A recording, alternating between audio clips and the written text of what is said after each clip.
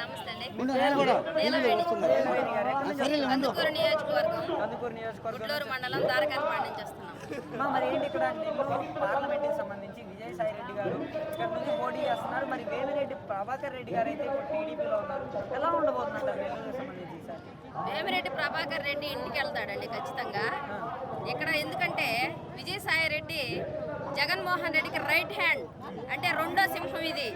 విజయసాయి రెడ్డి ఖచ్చితంగా పక్కాగా MP seat గెలుస్తాడని మాకు నమ్మకం ఉంది. వేమిరెడ్డి ప్రభాకర్ రెడ్డి ఇంటికి వెళ్ళిపోవటం అంతే. అంటే విజయసాయి రెడ్డి గారు భయపడుతున్నారు వేమిరెడ్డి ప్రభాకర్ రెడ్డి ప్రచారం చేస్తున్నారు. టీడీపీ వాళ్ళు ప్రచారం చేయక ఏం చేస్తారు? వాళ్ళు ఎజెండా ఏంటంటే జెండాలన్నీ కలిపి ఒక దగ్గర పెట్టుకుంటారు. ఎజెండా వాళ్ళది. మన ఎజెండా ఏంటంటే సింగిల్ సింహంలా వస్తుంది మన ఎజెండా. కుర్చీ జనమే ఇస్తారు, ఓట్లు జనమే ఇస్తారు, అర్థమైందా? గెలుపు జనమే ఇస్తారు, కానీ కుర్చీ కావాలన్నది వాళ్ళ ఎజెండా.